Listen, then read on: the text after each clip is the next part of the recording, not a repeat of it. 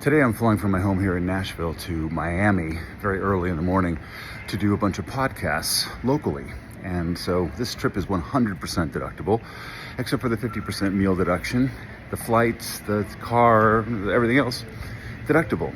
But because there's an extremely tight turnaround by the time I land and the time that I have to be at the venue, plus Miami traffic, and there was no earlier flights and the podcaster can't make it any later, I upgraded to first class. Why? Well, because that gets me off the plane first.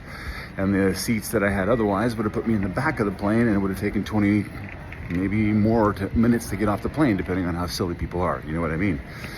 Generally, you cannot write off your first class upgrades. Can't do it. Only can write off the economy flight.